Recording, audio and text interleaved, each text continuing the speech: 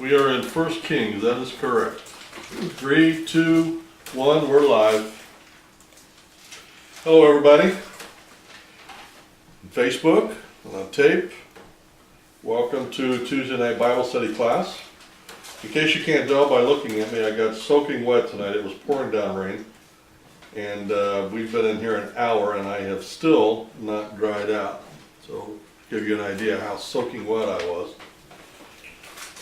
Tonight we're going to continue our study in 1 Kings. Last week we got through chapter 1. Tonight we'll be in chapter 2. I want to do this. I think you're going to need to. Can you do that? Okay. And just one way finish everything. No. Done. Just hit done when you're done. Finish is going to cut us off. Yeah, I don't want to do that.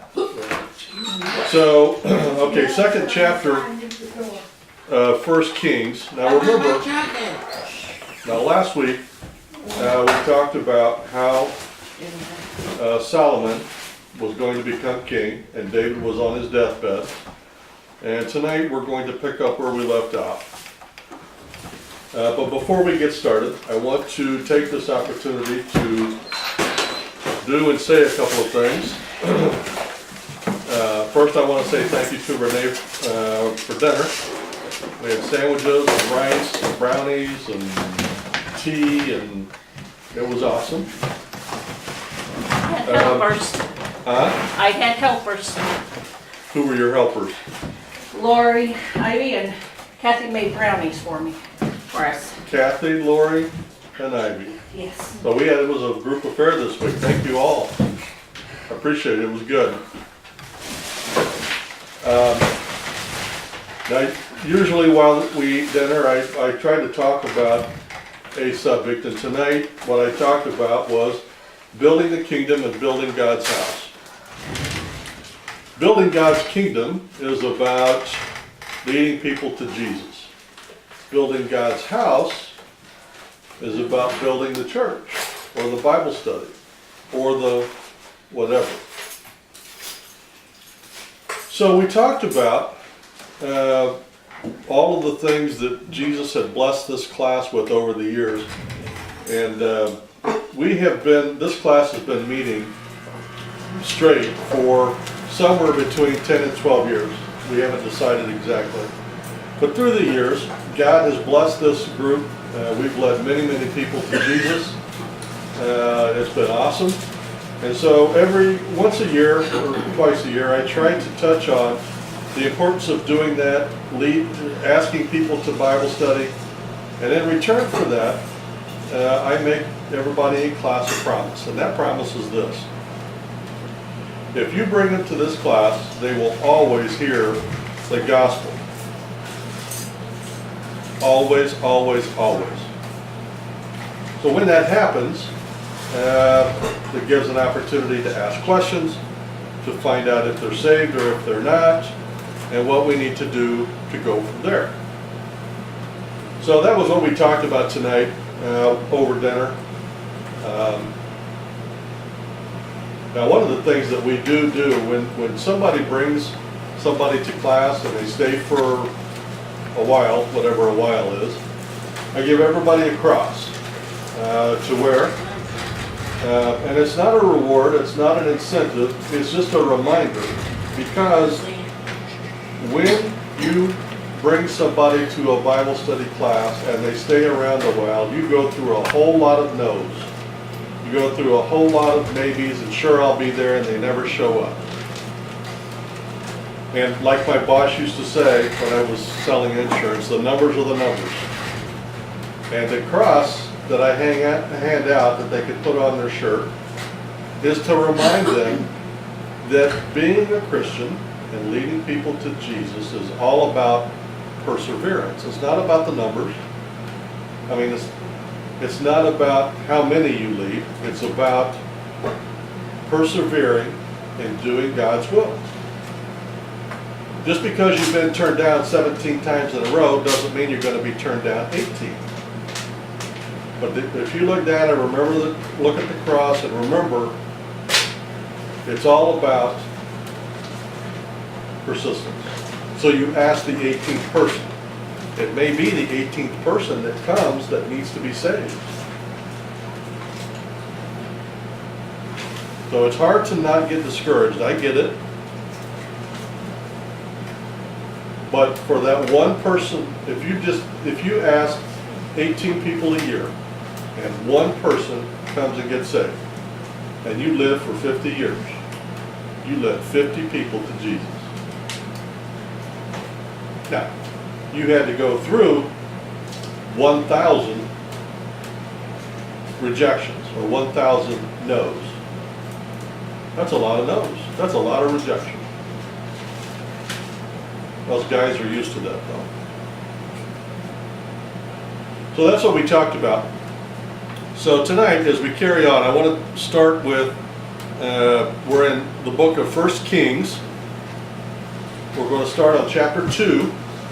Now remember, David is on his deathbed. One of his sons tried to take over the kingdom. David set him in his place and put the right person on the throne, and that was Solomon. And that's where we left off. Somebody want to read, start chapter 2 for me, please? Now the days of David drew near that he should die. And he charged Solomon his son, saying, I go the way of all the earth. Be strong, therefore, and prove yourself a man. And keep the charge of the Lord your God, to walk in his ways, to keep his statutes, his commandments, his judgments, and his testimonies, as it is written in the law of Moses. Okay, stop. And I think this is very interesting. And it does say at the end of this, as written in the law of Moses, but God is the same yesterday, today, and forever. I want us to look back and see, to walk in God's ways. And then he's going to list them out for us. To keep his statutes, and his commandments, his judgments, and his testimonies. Now, this is one of those commands where it has a payoff at the end.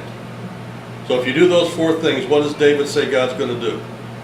Go ahead. That you may prosper in all that you do, and wherever you turn, that the Lord may fulfill his word which he spoke concerning me, saying, if your sons take heed to their way, to walk before me in truth with all their heart and with all their soul, he said, you shall not lack a man on the throne of Israel.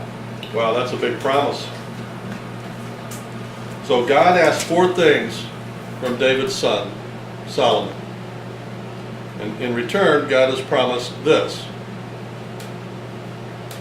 that the Lord will fulfill his word he spoke concerning me, saying, if your sons take heed to their way, to walk before me in truth with all of their heart and with all of their soul, he said, you shall not lack a man on the throne of Israel. That is a big promise. And you know what? God keeps that promise all the way down to Jesus, even though man didn't keep his promise.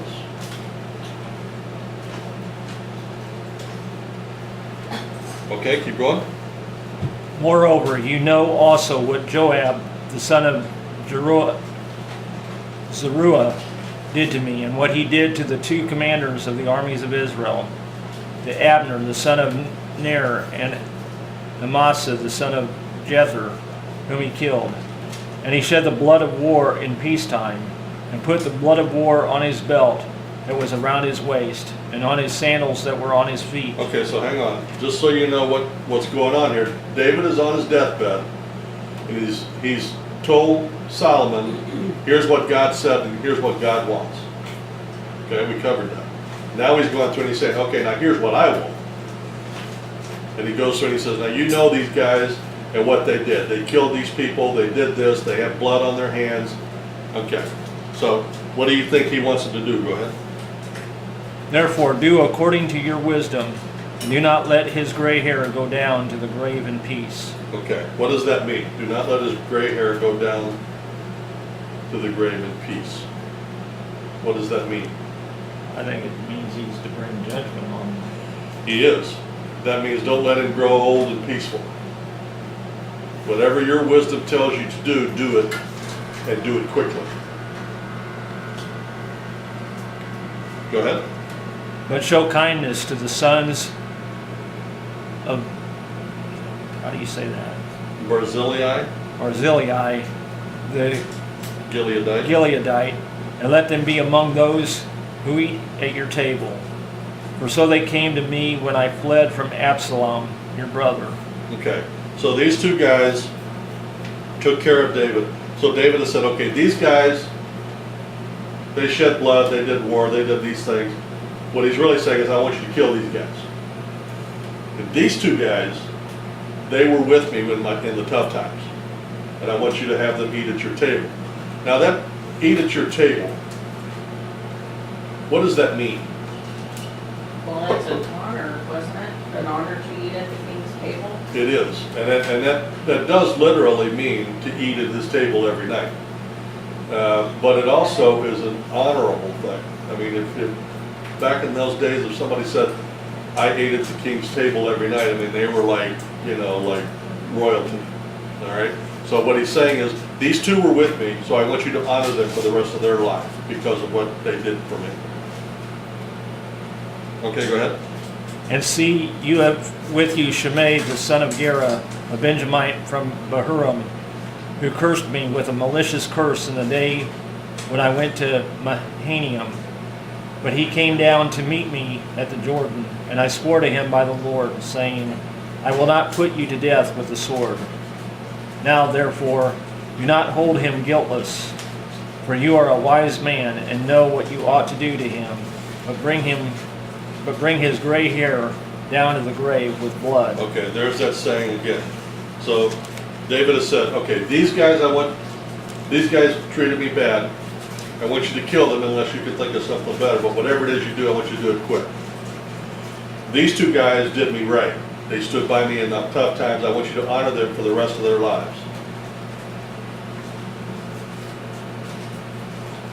And this guy, he cursed me. And David promised him that he would not put him to death. And he didn't.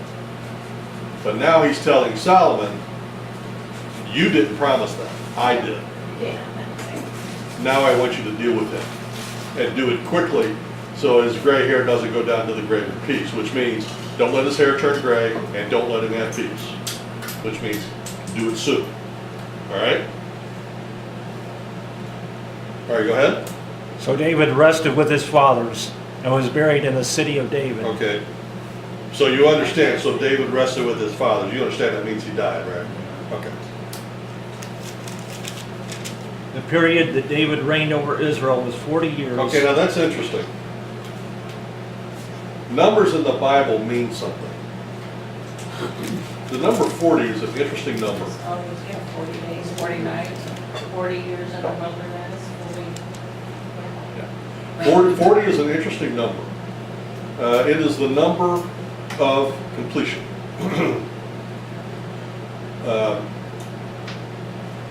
When we go through, I think it's 2 Kings, and what they're going to do is they're going to list all the kings and how long they reigned and who their mother was and how they did in the eyes of the Lord. I mean, it's pretty much going to be a roll call of kings for Israel and Judah. When we go down that list, you will find that the kings, not all the time, but usually the kings that did good in the eyes of God did it for 40 years. Now there was one that did it for 55, if I recall, and there were a couple that did it for a much shorter time. But as a general rule, the number 40 is an important number. And the fact that David reigned for 40 years is an important thing. Remember, David is the only one that God said was a man after my own heart. So we know that God held David in high esteem. So when he reigns for 40 years, that ought to mean something to us. David was something in God's eyes. God let him reign for 40 years. Not 39, not 41, 40 years. And like you said, 40 days and 40 nights, 40 days in the desert. There are many instances of the number 40, and they all mean completion. All right? Go ahead. The period David reigned over Israel was 40 years. 7 years he reigned in Hebron, and in Jerusalem he reigned 33 years. Okay. For those of you that aren't with me, remember when David took over, Israel was not a total country. It was segmented. And David was elected king over Israel, but Israel wasn't complete. So David helped him bring the country together, to join the tribes, and to build the land, and to give him peace. God did a lot through David. But it took him 7 years from the time he was king over one area, over Hebron, 7 years till he joined the whole country together, and then he reigned 33 years over the whole country. All right? Go ahead. Then Solomon sat on the throne of his father David, and his kingdom was firmly established. Okay, now that's interesting to me. David took over, and there was nothing firmly established. There was nothing firmly established. Yeah, everybody was wiped out from Saul and all of that. So in a 40-year period, with God's help, of course, David united the Israelites, expanded the geographical land, conquered peoples around them, gave them peace, and now David hands it over to Solomon, and it says that he was firmly in place. Now here's one of the things that isn't mentioned here, it's mentioned earlier, but I've always thought this was extremely interesting. Remember earlier on, David wanted to build a home for God on earth. Remember? And God said no. And David was hurt. But God said, you are a man of war, you have blood on your hands. He's not cursing that. He's not saying that's a bad thing. What he's saying is you have blood on your hands, and I can't have that building my house. So your son, who takes over, will build it for me. So what does David do? Does he just throw his hands up and say, yeah, well, I tried? Does he say, does he go have a hissy fit? No, he spends the remainder of his life putting everything together so that Solomon can build a house.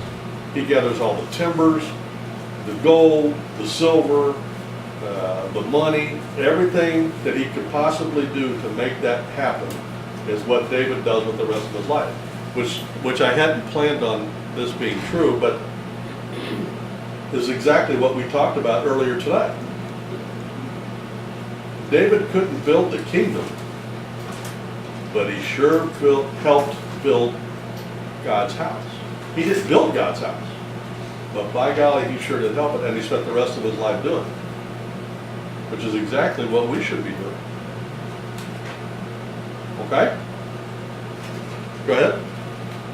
Now Adonijah, the son of Haggith, came to Bathsheba, the mother of Solomon. So she said, do you come peaceably? And he said, peaceably. Moreover, he said, I have something to say to you. And she said, say it. Then he said, you know that the kingdom was mine, and all Israel had set their expectations on me, that I should reign. However, the kingdom has been turned over, and has become my brother's, for it was his from the Lord. Now I ask one petition of you, do not deny me. Okay, stop. Now remember last week, Adonijah had just about wrapped up the kingdom and stolen it from David. And when David found out about it, he had to put Adonijah in his place. He did all the right things, and Solomon sat on the throne. Now, Solomon is in place. Bathsheba, his mom, is now the mother of the king. She's a very powerful woman now. Or still. So now Adonijah, remember what we said. When one becomes king, what is it customary to do? Kill all the competition. So right now, if you're Adonijah, and you tried to steal the kingdom, and now your brother's king, you're kind of worried. Let's see what he says to Bathsheba. Good. Then he said, Please speak to King Solomon, for he will not refuse you, and he may give me Abishag the Shunammite as wife. So Bathsheba said, Very well, I will speak for you to the king. Okay, now see, I find that very interesting. He doesn't go begging, please don't kill me. Please don't kill my family. He says, go give me this woman for a wife. All right, let's see how that works out for him. Go ahead. Bathsheba therefore went to King Solomon to speak to him for Adonijah. And the king rose up to meet her, and bowed down to her, and sat down on his throne, and had a throne set for the king's mother. So she sat at his right hand. Then she said, I desire one small petition of you. Do not refuse me. And the king said to her, Ask it, my mother, for I will not refuse you. So she said, Let Abishag the Shunammite be given to Adonijah your brother as wife. And King Solomon answered and said to his mother, Now why do you ask Abishag the Shunammite for Adonijah? Okay, now stop. Remember when you guys were eating dinner and I said there was two characteristics in a one-on-one situation that demonstrates power. One of them was the one that asked questions. The more information you have, the more power you have. She asked the question, and he doesn't say yes, no, let me think about it, maybe. First thing he does is he asks a question. And he says, why are you asking? Go ahead. Ask for him the kingdom also, for he is my older brother. For him and for Abiathar the priest, and for Joab the son of Jeruah. And both of those, by the way, were with Abishag trying to take the kingdom away from Solomon and David. Remember that. So now Solomon is kind of being sarcastic to make a point. Oh, okay, sure. Go ahead and ask for the wife for him. And what about Joab and him? Why don't you just give them all the kingdom? That's what he's saying. Okay, go ahead.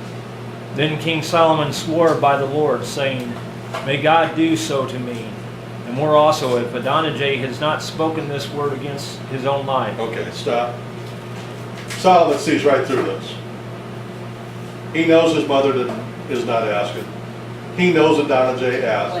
And Solomon says, oh, sure, go around my back, go to mommy, okay, and get what you want, and then next time I got to deal with Joab. And then the next time I got to deal with the priest. No. If I'm wrong, let God do this to me. But no, your life belongs to me. Okay, go ahead. Now therefore, as the Lord lives, who has confirmed me and set me on the throne of David my father, and who has established a house for me, as he promised, Adonijah shall be put to death today. Well, there you go. There you go. Now this was customary. This is not like, I mean, it is retribution, but this was kind of customary. And that's why it was so surprising when Adonijah goes to Bathsheba and says, let me have this woman. Instead of saying, please don't kill me. Now you got to ask yourself, if you're Solomon and your brother comes to you on his knees begging for his life, you're probably going to say, yeah, okay. Maybe. Chances are 50-50. But if he tried to steal the kingdom from you, and then he's going to be arrogant enough to say, yeah, give me this woman, and you go to mommy, guess what? Solomon's probably not going to be too happy about that. Go ahead. So King Solomon sent by the hand of Benaiah, the son of Jehoiada, and he struck him down, and he died. And to Abiathar the priest, the king said, Go to Anathoth, to your own fields. Where are you at? I'm in. 26, go ahead. For you are deserving of death, but I will not put you to death at this time. Now he's going back and repaying. Adonijah is now dead. Now remember, there was the priest and there was Joab. The next one on the list is the priest. And he goes to the priest and says, you are deserving of death, but I will not put you to death at this time. Go ahead.